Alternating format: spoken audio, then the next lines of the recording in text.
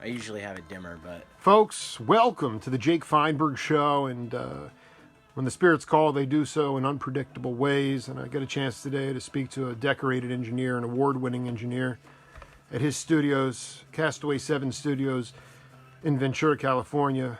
JP Husser, welcome to How's the it Jake going? Feinberg Show, brother. Yeah, right on. Welcome. How did you get connected with Chris Robinson? My lead-in with that was spending time with Neil and taking Neil to like some local gigs and picking him up at things, and I got to meet the band. And I remember the first time I met the band was at the observatory in Santa Clara, I want to say, or down south, and Neil was out for dinner, and I got there early, and I had to walk into that room and see Chris and see Adam, and Adam was sitting on the couch reading his book, and he looked up and said hi, and then Chris was completely consumed in a Cowboys football game. He's a sports fanatic, huge basketball fan too. Insane, and he's yelling at the TV, and I think it was good enough. I think it was good enough that they were winning, so he actually turned and shook my hand and said hi, and then so I just posted up and waited for Neil to get there, and then then Neil introduced me as, this is the guy that I've been telling you guys about, that I work with in Ventura, and everybody lit up, and they're like, oh cool, okay, we get it now, nice. You actually didn't promote yourself, but you were just sort of hanging. No, I mean, Now, Jake Feinberg might promote himself. That would be an alienating thing. But you were so he said that, and then yeah, and then Chris. But I mean, what did you first collaborate with on? So with him? So that started our first hang. We had a conversation that night about records, and he thought it was hilarious that I take pictures of every record that I buy at the flea market, at the record store, and then I just keep them in different folders on my phone so that I can share the picture with somebody when I can't. I say, like, by introducing Head Zola Sounds, they're like, oh, okay, cool, they're never going to remember that, but I show them a picture of the UMass Kayla record, they're like, I'll remember that, right? So he just thought it was funny, because I guess he must have like 20, 30, 50,000 records, I don't even know, it's some ridiculous amount of records. So it's very, very wide bag of tunes. But he was way into it. We had a cool relationship with having some overlap in like the jazz world, and being really hip to his Indian music influence, which I was really East Indian. Ravi, right. Ali Akbar. I mean, Akbar Khan. Yeah. There was another one. I can't think. Alu Raka. Well, I mean, he was. It was just it was another guy he turned me on to. But what's really funny, just to back up on a story there, is that a year before that, Chris had given Neil his two cases of 300 CDs in each case, and it was the heyday of him being in the Crows and buying all CDs and like everything, right?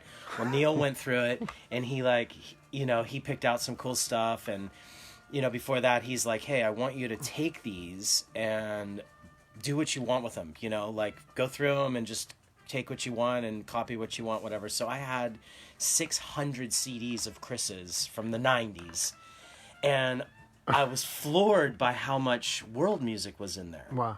So it's fascinating. When we met, one of the things that I brought up to him, and I was like, I just feel like I'm, I picked your brain in these I have your old CD cases, your CDs cases, and he's like, what, really? And then I just started like throwing out like a handful of like really random ones, and he thought it was super cool that, those were ones that he was into, that from. But here's my what I obviously you guys are music heads, but what was it like when he came into the studio for the first time? It was like, well, my mentor had mentioned to me whenever he first listened to George Harrison's guitar on a track that he was mixing, he was like, okay, this is insane. And when I had 3 days to prep the studio with the band before Chris showed up, and what record was it?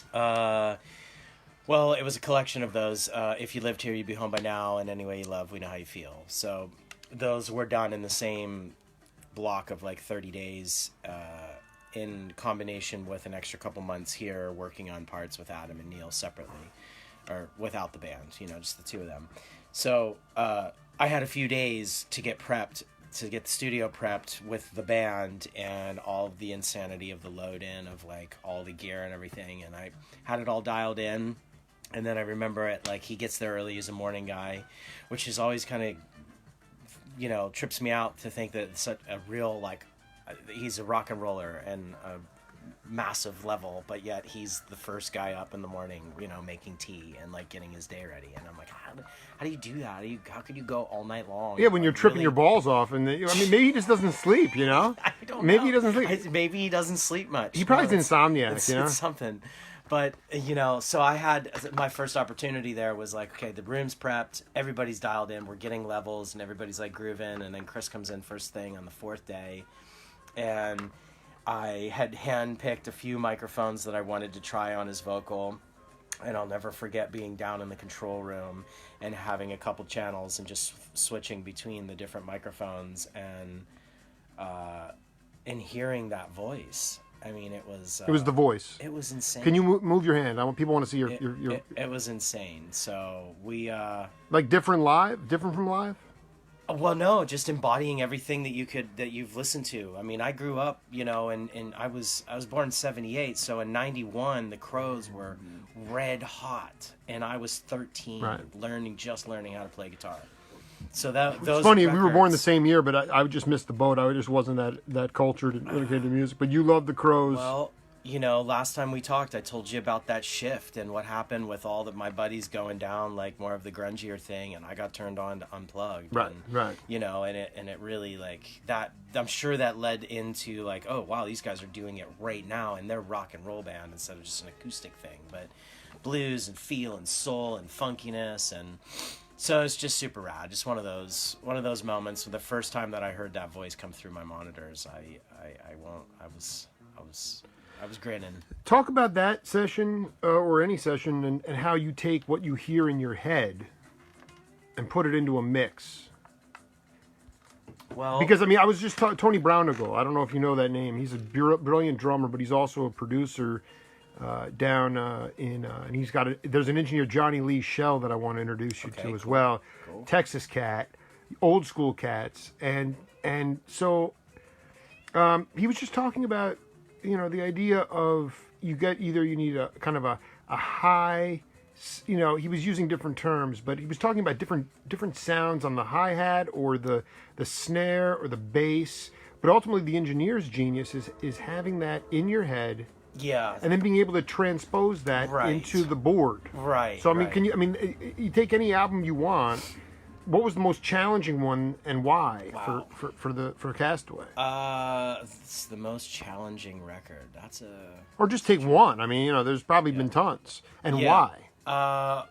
Okay, well, obviously the Circles Around the Sun record was a challenge because it was 28 tracks at the same time with B3s and Rhodes and clavinet and Elka and Juno and Moog synthesizers and Neil's guitar rig and drums and capturing Dan's bass, and it all had to come in right. There were no overdubs, there were no fixing a buzzy microphone or a bad adjustment or a wrong choice for something. You had to be on it from the minute that it started until it ended 3 days later.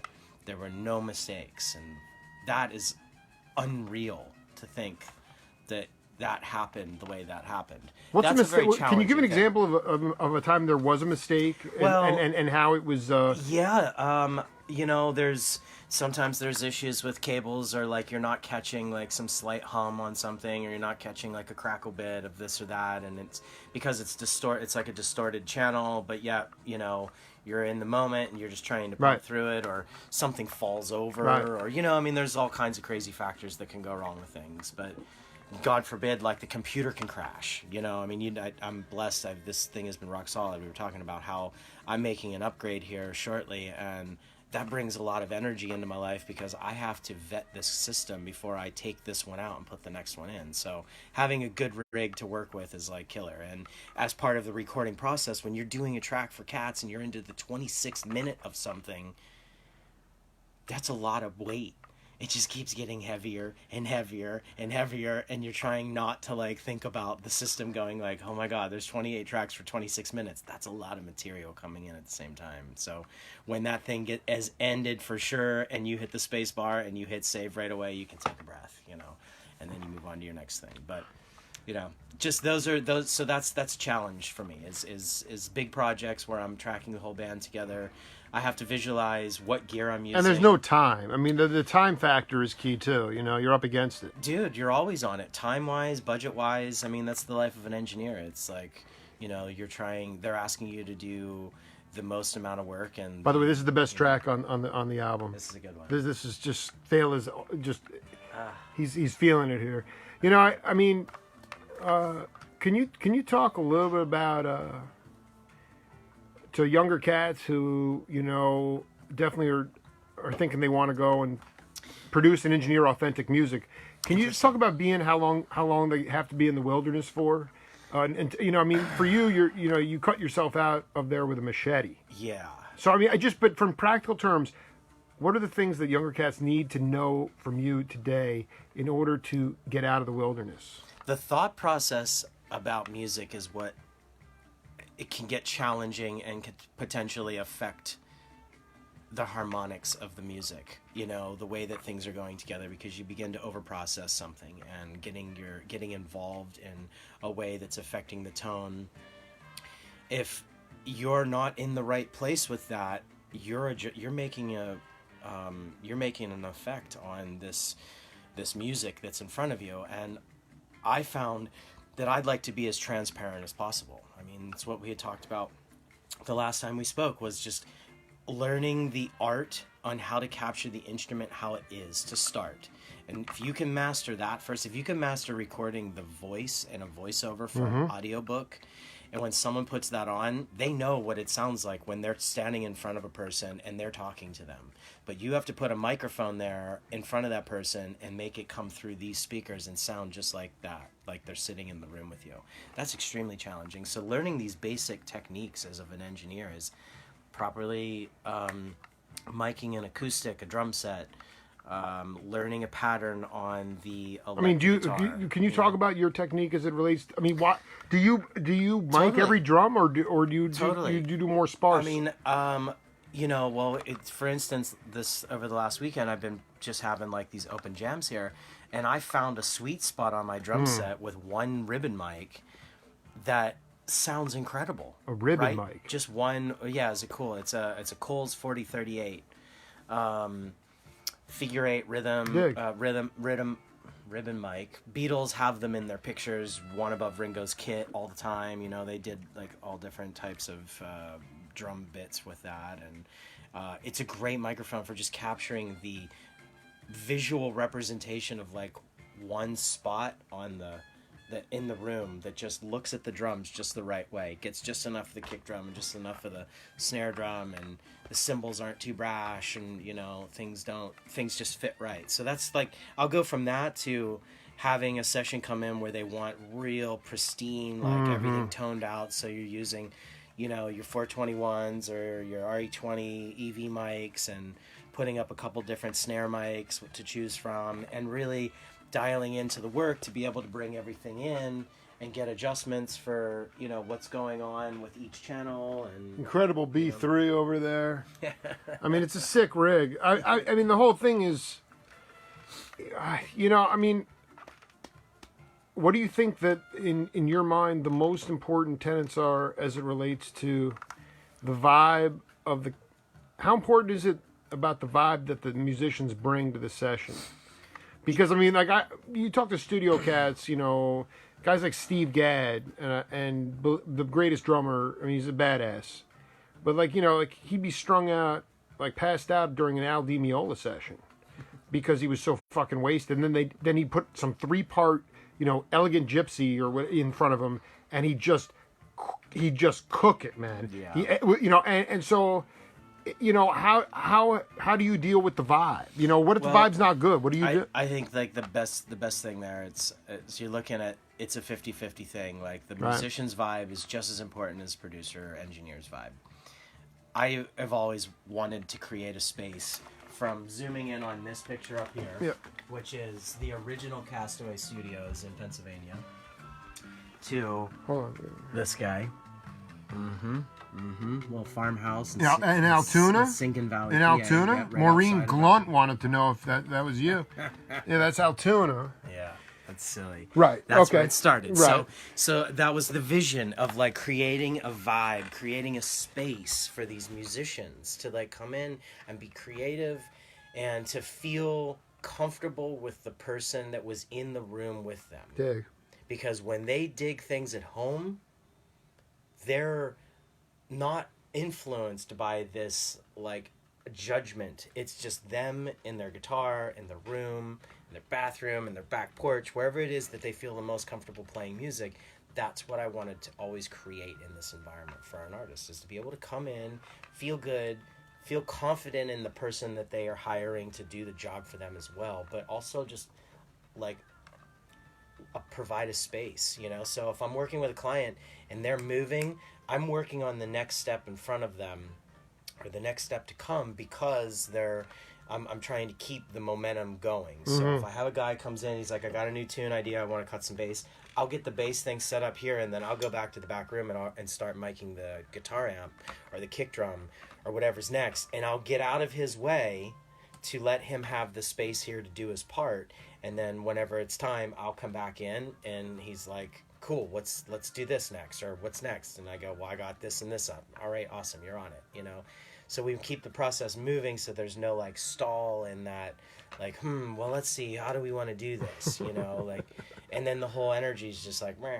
The song, the spirit of the idea, if especially it's a fast bit, it's like it comes and it goes. And I get excited when I have the opportunity to sit and with someone who is kind of manic like myself in ways, and they're just like, yeah, okay, let's do it, let's get this, all right, let's get that part, and then I'll like get the next part ready for them, and by the end of the night our tune is like flushed out, or if it's just pre-production where we're getting an idea down, we have all these great parts to work with, and you know, we've captured the essence of something, and then we could revisit that down the road, you know, if need be.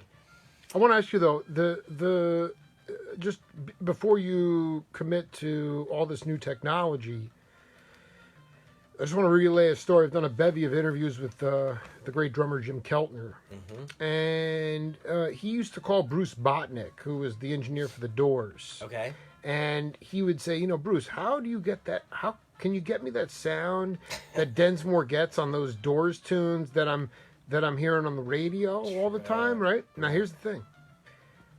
The key was not Densmore was using a really crappy drum kit. Oh, I love it. He was using a really swag kit, but the engineer made it sound so warm. Wow, interesting. Okay, and so I just want to tell you that I feel like that's an important lesson before you cross this bridge, because can you give an example of a time when you had to do that? You know, you made chicken salad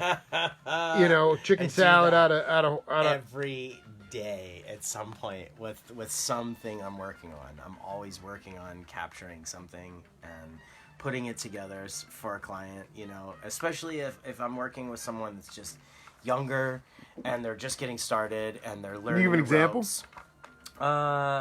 Yeah, actually I have I have a friend that came in as a session player for a client, Joe Henry, and this guy Gabe was like just a brilliant musician, you know, really has the sense of like where as a hired musician for a singer to bring in one guy, I was like, okay, one dude, are we gonna just play acoustic with him or what? And he ended up playing drums and bass and guitar, like just really in keys and like doing this incredible, you know, feel to it. And I'm in the pocket with him because I'm exposing him to the B3.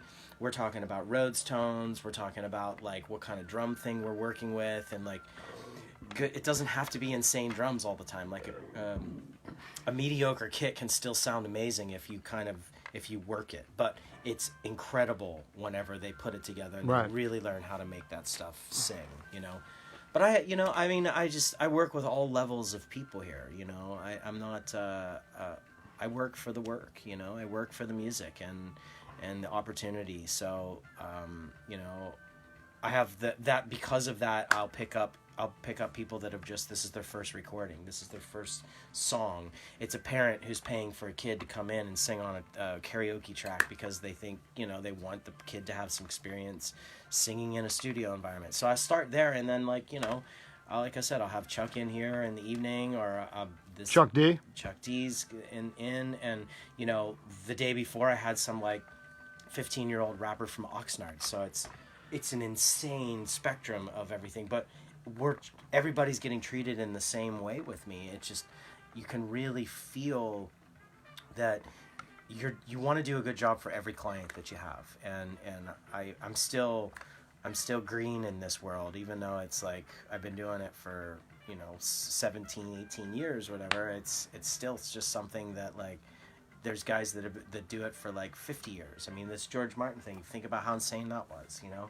That guy had been around so much music, and, you know, had a vision of producing bands that, you know, lasted his entire life. And Quincy, I watched that documentary on Netflix. It's insane. I was like in tears. How much energy. Quincy's hanging out with Steven Spielberg all the time. Oh my God, it's crazy. You know, but I mean, do you believe in the philosophy that you take care of the music and the music will take care of you? It's a Todd Barkin line, a very famous jazz club owner in San Francisco, and he was around all the shamans. That's pretty cool. And you're around a lot of shaman cats, but I mean, I can feel that, man. Yeah, I can feel because I'm still here. What does that mean? Well, you know, I mean, there were times where studios come and go. Like in 08, right. I did. From 08 to 13, like, you know, half a dozen local places went down, you know, and... Is that just high rent cost, or... No, that was the economy taking a crap, and no one could sustain, no one was making records anymore, like, spending that was money. Close to a depression, actually. It was rough, you know, and I look at, like, when I started tracking in 01 up until 08, it was a pretty steady growth. Even coming from Pennsylvania and resetting into this building when I got here, I still had growth the entire time, and then I hit a point where... You know, it changed. The dynamics of things changed. The home recording world really picked up. And I tell all my engineer and studio buddies that I get to talk to, I'm like, we don't compete against each other. We compete against people doing it at home, because they don't understand the value that an engineer brings when they walk into a room.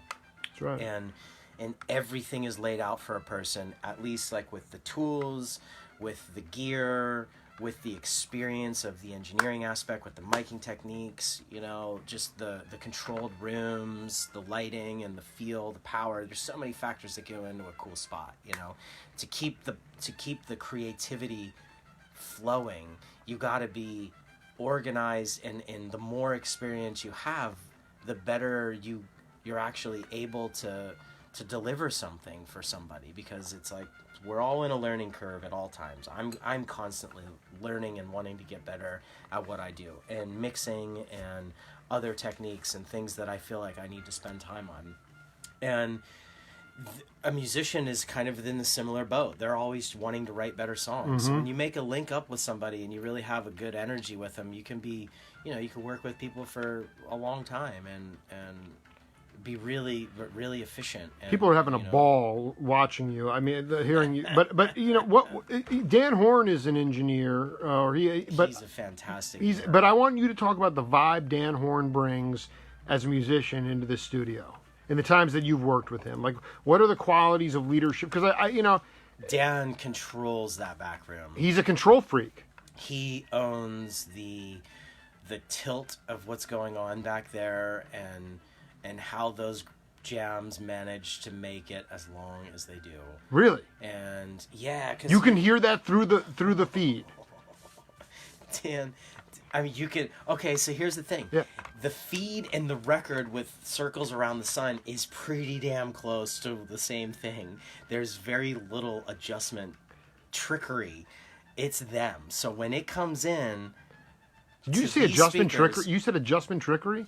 That's brilliant. Well, yeah, very... No, I dig. Keep going. Yeah. You know, because there's slick production, and you can really do weird things. You can C&P every bit and all this, you know, and you can... It's a whole different world. All right. With those guys, you get it. So when it's hitting me, it is I can sense the adjustment with like how Dan and how well Adam and Neil listen to Dan in terms of where pieces are moving, and how great Mark's kick foot is reading where Dan's putting the pocket, and vice versa, because I'm sure that it's not just all Dan in those moments, because he's a brilliant individual with rhythm. I mean, he is the one who sat here and counted out on his fingers and knuckles the rhythms from this You Masekela record. That's a Rock-A-Lon Bob Moses trade right there. It was so awesome. That dude makes it look effortless. And so when Mark and I had we had a great great cat. You know? Yeah. So so anyway, just getting to the point is that like Mark shifts things. And but Dan Horn reads that. But Horn is relentless in his pursuit of stretching out. Is that what you're saying? Is that Adam and Neil they're going with him? Yeah. He will not let it go back to the head. He wants to keep going, right? Or if there's doubt, he's just full steam ahead. Well, okay. See, here's the thing: you can't pinch me into that corner, because then you have Adam completely zone out. I do. And space on an echo vibe on a particular keyboard, and it's going, and it takes him to be like the guy in the room that's going whack, whack, whack, whack, whack, whack, whack, whack, whack, whack, whack, whack, whack, whack, for everybody to kind of like come down from where they're at to start to pick it up, and then Dan will kind of be, or Neil do something, but Dan will be the guy that reads that first. And then when that comes back in, that's that feel, the control that he has of really driving a tune to a new level. And he's just a good guy, I mean, he's an intelligent man when it comes to this stuff. He knows what he's doing. We actually use some of his gear for the record to fill in some gaps for me, because like I said, I bring in so many channels with all the different keyboards and guitars and everything. It's nice to have some extra pieces to choose from. So, and he's been supportive of where I've, the first round to this round, Dan came into the space the first time and it was insanity because we had all this in front of us, and then this time it was a bit more lax. So, but here's the bottom line. I just, can you talk about the brotherhood of independent engineers out there, and how it can grow? I mean, I think that's kind of why I'm even here. I would love to. Some of my favorite evenings spent here are with my buddy Mike Drummond lives in town here. He turned me on to so many things. He's like he's my secret weapon. That was Casal's quote about you, man. The secret weapon, Neil's secret weapon. I have Mike come in and he shows me some insane pattern on like cutting an acoustic guitar, or a particular placement of something, or a bump on this or a bump on that, or a piece of gear or a microphone or a cable, a solid core cable instead of a silver wound cable or something. I mean, he's always pushing the boundaries. Right. In terms of, I'm comfortable and I'm going to work with this. He's like, cool, that worked. Now, like, let's destroy that and go out farther.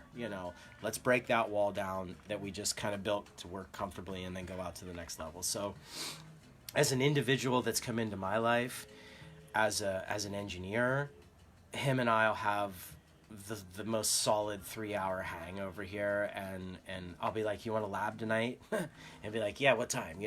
Let's do it after sunset. Or full moons, it's like we're obsessed. He told me once before that he heard that Neil Young loves to cut in the studio on full moons. That's his thing. Like, if it's a full moon and he has the opportunity, he's going to go to the studio and he's going to work. Rumors. So that's it, right? So if that's the case, so him, when the full moon hits and we start like getting up to it, and it's like, we'll hit each other up and have, just kick the door open, pump up some tunes, and talk about, like, what do we want to do that night? You want to set up drums? Do we want to set up a keyboard rig? Do we want to do some electric guitars, work on acoustic?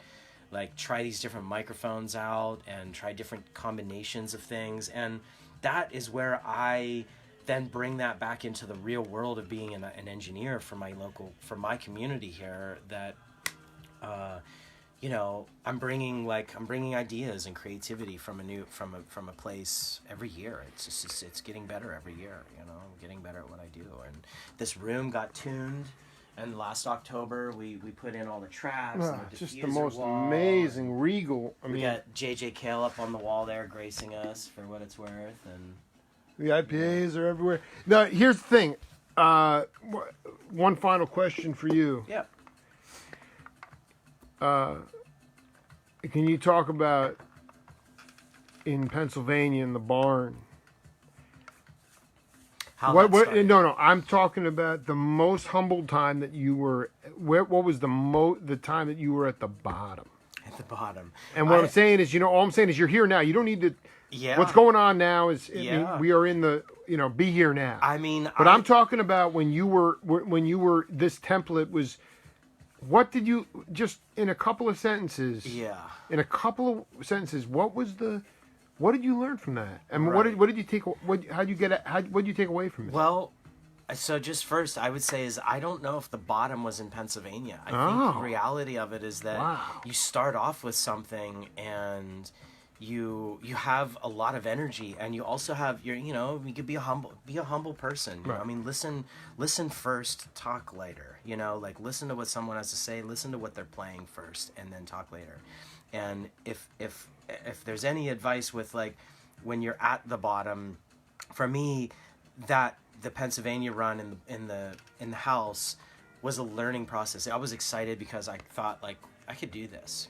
I could really make a living of this. I could put all chips in on this and just do it because it's music, it's creative, it's kind of like I'm like a math guy, so there's things going on in cables and just learning the whole process.